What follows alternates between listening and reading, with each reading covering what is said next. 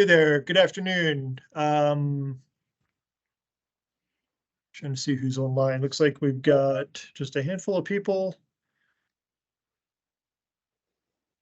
I've got a little bit after 1 o'clock, so why don't we go ahead and get started with our April air quality meeting. Looks like a real small group, and we'll keep it pretty short and concise. Why don't we go around and do introductions real quick, just so folks are aware of who else is online. But this is Andy Gunning at PPACG, and I'll just go ahead and call folks out as I see you on the screen.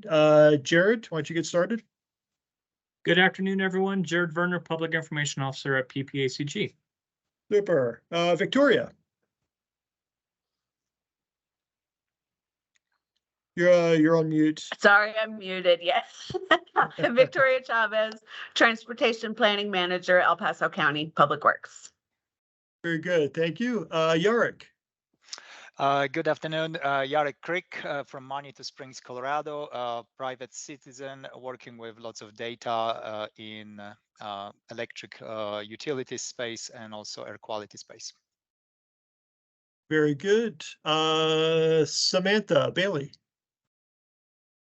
Hi, good afternoon, everyone. Samantha Bailey, Sustainability Program Administrator for the City of Colorado Springs. Very good. Katie Helm. Hi there, Katie Helm, Conservation and Sustainability Manager for the City of Fountain. Okay.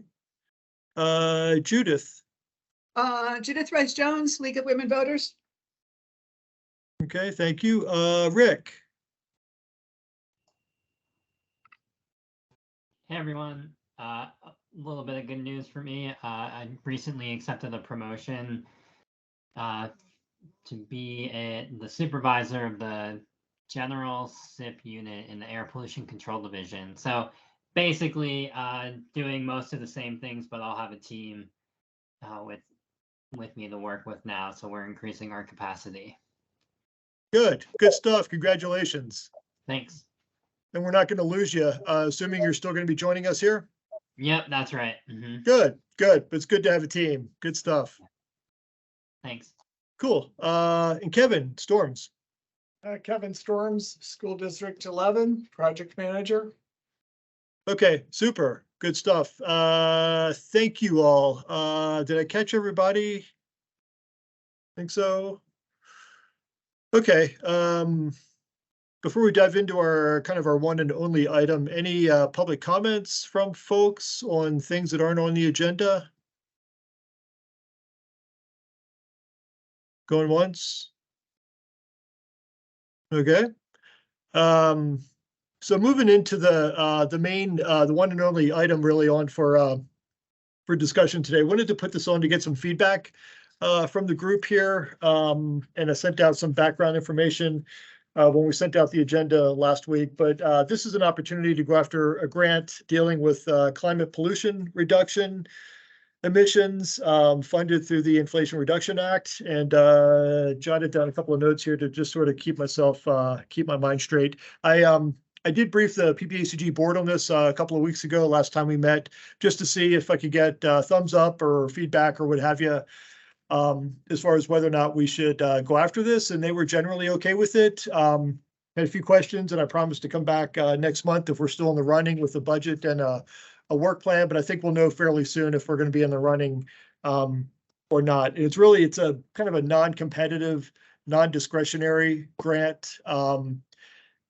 Each of the 50 states plus the territories are going to be funded for up to $3 million to put together climate pollution plans, and I'll get into that here in just a minute. And then there's money to fund the top 67 metro areas across the country, and you can see that it was in the memo here as well that we sent out.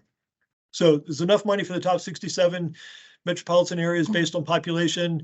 We, in the original rankings, shook out at number 79, so we were 12 spots below the top 67. However, states needed to opt in or opt out by the end of last month, and since 4 states have opted out, we've moved up a little bit. So I think based on a conversation with folks at EPA yesterday, we're now 7 below the funding cut line, if you will. So 67 top metros, if 7 don't pursue this, then we would move up and be funded, assuming that we're moving forward with it. So there's a bit of a chance, I wouldn't say a real strong chance, but probably less than 50% chance we could be funded, probably way less than that, but we'll know fairly soon. As far as the timing, we need to submit a notice of intent to participate by this Friday, the 28th. And I'll be doing that. I think, don't want to hold the city to it, Samantha, but I think the city was going to work up a letter of support, which would be super helpful. If others want to provide letters of support, that would be great. But given the timing, I realize that that may not be possible. Then we should find out, I think, the first week in May, so next week sometime, if we're actually going to be funded or not. It's like I said, it's not really a discretionary grant program. It's based on who wants to opt in, and that's by design with EPA. They wanted to get some money out the door to get some projects funded. So they're moving fairly quickly with it. We'll find out next week, and we'll inform the group here as to whether or not there's still an opportunity or not. But if it looks like we are going to be funded and we find out next week or so, then we need to, like I said, turn in a work plan and a budget by the end of May, I think is the deadline, May 31st for that. There's two main planning requirements. Let me see if I can find that slide. It's in the slide deck here somewhere. But these are kind of the main activities that would be funded under the initiative, but it's also tied to implementation grants that I'll kind of circle back to here in just a minute. But if we get funded, it's up to $1 million. Oh, thank you, Jared. Yeah, super. So two plans that we basically would have to put together. One of them is called a Priority Climate Action Plan, which would be due by next March 2024. So pretty quick turnaround time. And we've all expressed, thank you, concerns about that quick turnaround time.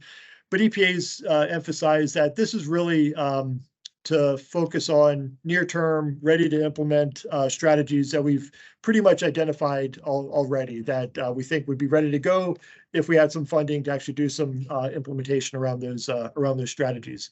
So a pretty quick hitting action plan that we would need to pull together. The second one is going to take a little more effort and a deeper dive into all the different sectors that contribute to emissions within our region. And that's a comprehensive climate action plan that would be due in summer of 2025. So looking at near-term and longer-term emissions reduction goals. And then we would have to do a status report actually the year after that in 2027 to identify how we're doing as far as trying to implement stuff that is in the plans that we've identified. It's been hearing from EPA that this is all voluntary as far as us having a lot of latitude to identify what the strategies are that we want to include within our plans. And I think that's a real bonus. A couple of things really kind of intrigued me as far as why I thought we should maybe go after this and why I kind of ran it up the flagpole with the board. But the fact that we've got some flexibility, definitely like that. The fact that it's tied to implementation grants that EPA is going to be coming out with soon too, and pretty significant funding was pretty intriguing as well. I don't have guidance around that yet. I think they're still working on it, and it's due to come out sometime this fall as far as how they see implementation happening. But this opens up the door to another funding opportunity for us to try to move on some of the strategies that we've been talking about and that we might document in our plans. And I think the third big benefit in my mind is that we talk a lot about our ozone challenges when we get together, and that's kind of front and center with a lot of things we're dealing with. And I see, and based on some of the technical feedback we've gotten from other folks, there's a lot of co-benefits between reducing emissions here under a GHG measure with having the same benefit with our ozone challenges we're dealing with. So it really does potentially help us with our ozone issues as we pursue strategies here as well. So hopefully that makes sense. Let me see a couple other things, and then we'll kind of open it up for feedback and your suggestions would give us an opportunity to hire dedicated staff to really kind of focus on this, and consultant support if we need that, and other technical supports. That's pretty intriguing. EPA emphasized working off existing emission inventories that are out there. And I don't have my hands on one at this point, but they said there are state inventories and others we can kind of start from. Not that we have to spend a lot of money coming up with a new emissions inventory, but we could do that if we felt there was a need to have to do that. The different sectors that might be involved that you might think about as far as the implementation grants, things we might be able to do in the transportation sector, including, fleet conversion, fleet upgrades, electric vehicle charging infrastructure, micro mobility, transportation demand management type strategies, things like that kind of fall under the transportation sector. This would cover the building sector as well. If folks are interested in doing building upgrades and energy improvements and things like that. I know Kevin, D11, you guys were looking at that. So this opens up the door to more funding opportunities there as well. And then obviously in the energy sector as well. So pretty wide open. Let me pause there. See, Samantha, you've got your hand up. If you've got a question, comments, go for it. Yeah. This is more about the letter of support. So I just came back from vacation today and I'm still trying to catch up on email. So you haven't received a letter of support from Ryan or Carlos? Not yet, but Okay. I think I got an email from Carlos a couple days ago and he said it's in the works and should get it pretty soon here. Okay. Sounds good. I'll confirm with Carlos. Ryan is out of the office for the rest of the week, and Carlos is at a conference. So I'll make sure no matter what that you get a letter of support, whether it's written by me or Carlos. So I'll get that to you soon. Super. Thank you, Samantha. Appreciate that. Cool. And then just one other comment. And again, I just came back from vacation, but I remember reading a part of this grant. Even though there's 2 phases, entities can't apply for the competitive implementation grant funds unless you're in a jurisdiction that has the phase 1 funds. So I think it's exciting to have PPACG apply for it. But I want to ensure that communication is aware for the funding that's available, that, if PPACG doesn't get these funds, we're unable to get future funding through this program. So I think it's really important that we do get phase 1 funding so we can get funding to do action and apply the work that we're going to learn from this planning and grant, because otherwise I don't think anyone in the region can get the implementation funds. So I will look for that language and put it in the chat as well. Super. That's a really important point, and thank you for bringing that up. And I should have mentioned that, but just kind of spaced it out. But yes, for us to be eligible for implementation grant monies, and it's a huge tranche of money that's going to be out there. I forget, it's like $4.5 billion or something like that. Yeah, we need to have our strategies addressed in either our metropolitan area plan, or it could be in the statewide plan as well.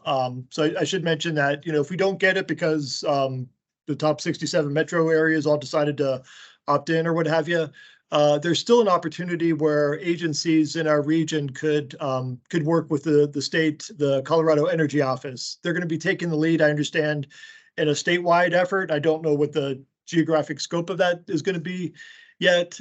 Dr. Cog had a conversation with them earlier this week on a variety of things, and they're going to be the point on kind of coordinating the planning effort up in the Denver regional area. So I think the Colorado Energy Office is going to cover other areas outside of like the Dr. Cog area and just those metros that haven't been covered by their own specific grant that they got.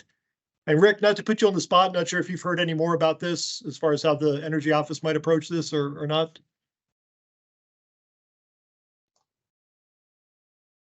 I'm actually, sorry, can you repeat the question? I was chatting with someone asking if we could provide a letter of support for your grant.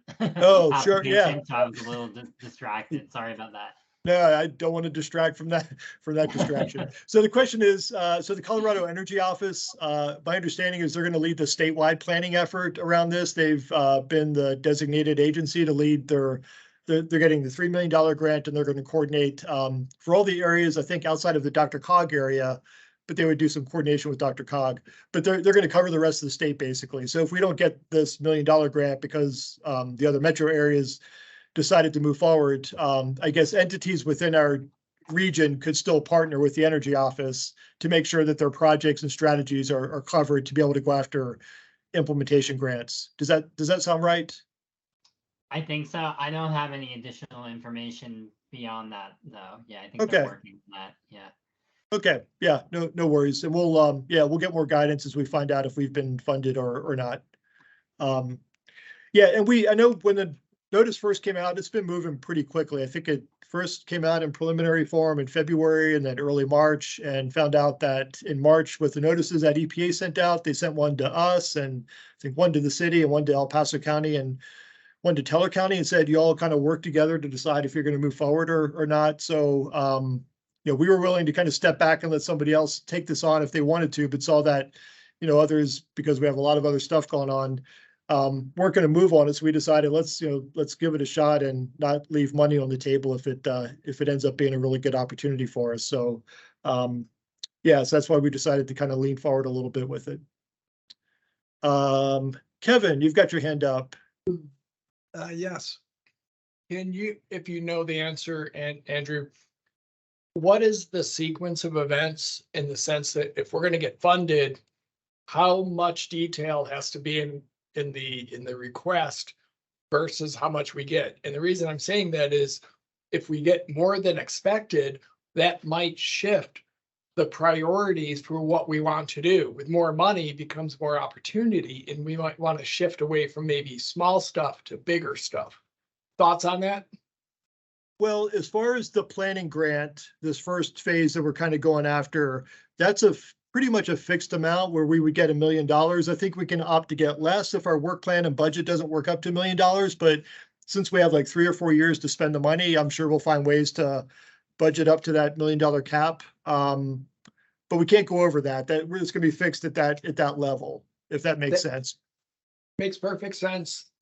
Thank you. And a Sure. quick comment. Not sure if all of you or some of you have heard, the American Lung Association came out with their 2023 report card. And Yes. Colorado Springs was ranked 20 worst for high ozone days out of 227 metropolitan areas.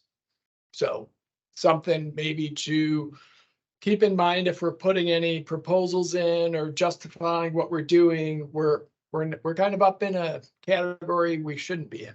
So FYI. Yeah, that's a great point. Thanks for bringing that up. Yeah, so that was painful to see. Yeah, Yeah. that's reality. Yeah. Cool. Okay. Rick. Yeah, I just wanted to ask, when will we have to get you a letter of support? It seems like we should be able to provide one of those for the application. But what's the deadline for that? Well, we got about 48 hours or so. I got to turn it in. Well, actually, maybe give or take. I've got to turn in our notice of intent on Friday, this coming Friday, by close of business. In a conversation I had with Emily Bertram at EPA, you may know Emily. She was chatting with her yesterday. She said, if you've got a letter or two that trickles in after the deadline, don't sweat it. That would be fine as well. So yeah, ideally by Friday, but if it's early next week, that would be fine too. Okay. And it can be super short. I mean, the letter, I don't think we provided a template of it, but it's like a form letter that I need to send. It's like a 1-page thing that says we're committing to doing it on behalf of this jurisdictional area and contact info, and that's pretty much it. I'm going to fit our notice of intent in a 1-page form letter. So letters of support can be super short and sweet. Okay. Okay, yeah, we'll work on it and I'll reach out to you. Okay. Yeah. I mean, if it's as simple as saying, we support PPACG and moving forward with the climate pollution reduction grant on behalf of the Colorado Springs metro area, could be as simple as that. Yeah. Okay. Good deal. Okay, well, super. Yeah, just want to kind of keep it open for other feedback, other thoughts. I mean, what do you think? Good idea, bad idea? We're taking on too much, or other suggestions?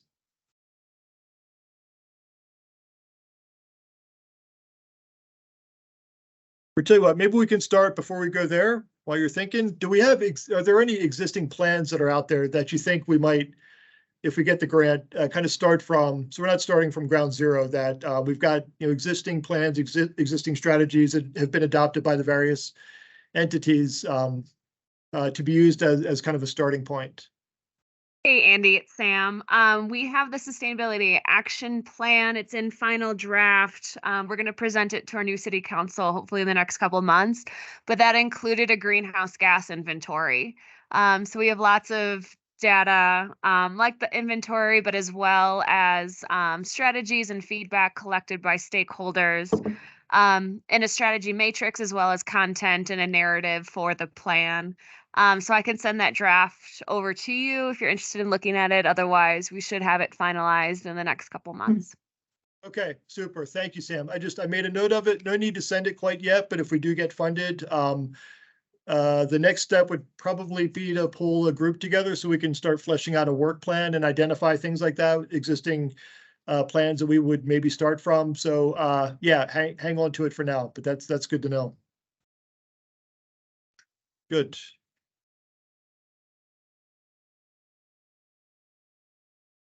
Any others know of existing plans that you may have in place? Otherwise, another question I was going to ask, if you knew that there were grant opportunities coming down the pike, what do you think would be opportunities potentially that your jurisdiction might be interested in going after? That's a question that I keep getting from folks that I report to and other folks. But any thoughts about implementation grants? Yeah, Kevin. Well, I don't know if it's on target or off target, but we'd probably have to go back and revisit the education standpoint of reaching out to the K through 12s. And if we had money, honestly, probably come up with ideas internally or externally for doing projects to engage the students, because if the students get engaged and we piggyback with public relations on this to bring in, a couple of the radio, TV stations, etc., we could get some publicity on some of these little projects that are being done. I know an office mate of mine is doing something at another school for using I guess actually the funding came out of a private company that he coordinated with to come up with these little kits that they build solar operated blenders. So they're going to put together the kit and make smoothies for, as part of the project. And he's coordinating to get TV stations come over and do a little spot on it. So if we can leverage anything we do in the school districts and get kind of ramp that up into a PR issue, it's just food for thought. Yeah, good. Great idea. I love that. Good. Yeah, Yarick. Andy, I wanted to ask if during this implementation phase, are the local but for-profit private companies, are they going to be allowed to participate in this bidding process and somehow be able to help, or no, for-profit companies are excluded from this process? It's a great question, and we don't know at this point. EPA is still working on guidance, and I think that's coming out in the fall. So yeah, stay tuned. But yeah, it's a good question. And this would be in relation, obviously, to this area of data collection, data modeling, analysis, and everything that so far we've been doing a little bit, but we could do definitely more than that. Well, and it's a good point. I saw one of my counterparts.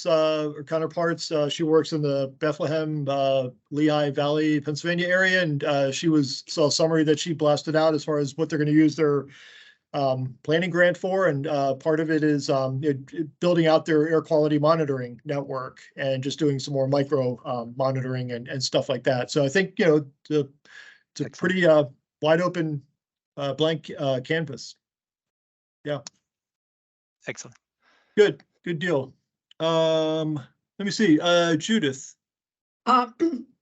So in terms of other grants, you're the one who can say best whether or not it involves a lot of work. A number of us have been lobbying with the school districts and transportation within the city of Colorado Springs to reinstitute safe routes to school. And this year, there were over 9 districts in Colorado, which each one of them got an average of $1 million for working on safe routes to school programs, and asking Todd Frisbee, our city traffic engineer, he said one of the reasons our city does not apply for safe routes to school is because there's an enormous amount of paperwork. Now, I don't have to do that paperwork, so I don't know, but I would assume that that's probably an issue in whether or not to decide with grants, that you would know best on which ones are worth going for. But as a parent and a grandparent, I was really disappointed that my city was not willing to go for these grants, which went to 9 or 10 other districts in Colorado, and which were substantially large grants due to too much paperwork. But I don't have to do the paperwork, so it's not fair for me to say. No. Yeah, it's a good point, and we all kind of wrestle with that. And I think even the smaller jurisdictions more so than the bigger ones like the city and the county do. Because yeah, when you take a federal grant, there's a lot of reporting and other requirements and strings that are attached as well. But I'll take a chance to mention, I may have mentioned this before, that with help from the state, we were able to hire a regional grant navigator, all the different COGs and regional planning organizations across the state, thanks to funding that DOLA and OEDIT made available. We've all hired our own grant navigators to help our jurisdictions, especially the small ones that don't have the resources to go after federal funding grants, especially under the Infrastructure and Investment and Jobs Act, IIJA, the one that focuses more on infrastructure like transportation, broadband, EV charging, and things like that. So we're just now kind of getting ramped up there, where we're kind of doing a survey of all the local jurisdictions, smaller jurisdictions needs. And I know there's a big infrastructure summit that's coming up, and we're going to blast out a notice on that here pretty soon, but on June 13th, around all the different funding opportunities that are out there. And then what between our grant navigators and ours for our region is Jill Gabler. A lot of you know Jill from her work on city council. So she's our point person, and she's working with other grant connectors across the state and with folks at DOLA, OEDIT, and the other departments at the state that are helping to administer some of these grant funds, like CDPHE for water and wastewater funds and things like that. So yeah, there's a lot of money out there, but you got to know how to navigate it and hunt these opportunities down, and then know what you're getting into when you apply for it, and if you get it with the reporting structure. But we're all kind of working through that. Okay, good. Rick, your hand is up again, or still? Yeah, that was a mistake. Sorry. No worries.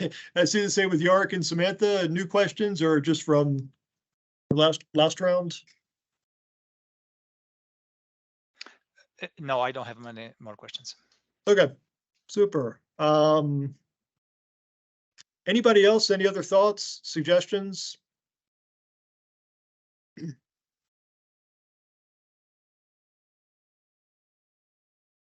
like I said, as we learn more, and we should know more by certainly I think by this time next week, if we're still in the running or not, then I'll blast out a notice and let you know if that's if you know which option is the case there. And if we need to get together and start working on a work plan, and may start reaching out to some folks to help us kind of flesh that out.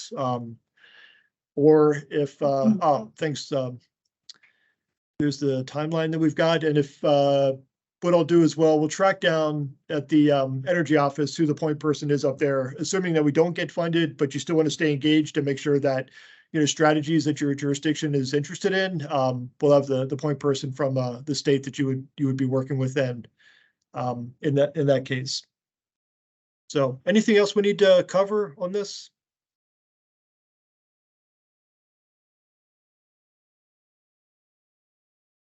Okay, well, thank you all for the good feedback and questions and suggestions. This will get us started. And that was pretty much it as far as today's agenda. Anything else that folks wanted to bring up? Andrew, if we finish early, can I give you a call afterwards? Sure, that would be fine. Thanks, Kevin. About 5 minutes. Thanks. Sure, okay. Andy, since Samantha is still with us, I've noted recently in the latest update to the toxic release inventory from the federal government, it's very clear which industries in Colorado Springs are releasing substantial amounts of pollutants to the air, land, and water. And I remember that when Samantha first came and she was working with PPACG, she put together a fabulous list of the 10 major sources in Colorado Springs of issues with air quality. And I'm wondering if it wouldn't be worthwhile to update that list using also the data from the toxic release inventory. I'm going to jump in and look to the state because I know they just came out with a really awesome mapping tool that also has a list of all different kinds of data, including demographics, environmental justice data, but also source pollutants and their permits. So you can see copies of their permits. So I can dig up that link and put it in the chat, but maybe Rick has more insight to that map or maybe more of what you're looking for, Judith. Thanks, Samantha. That would be great. Thank you.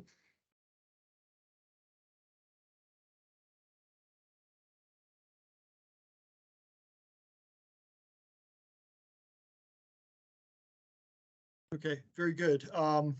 Yeah, and we'll connect with Rick and State here and see if we can hunt down an updated inventory. Good stuff. Anything else? Okay, well, thank you all. Good to see everybody, and we will keep you posted, and then we will see you next month, okay? Thank you all. Take it easy.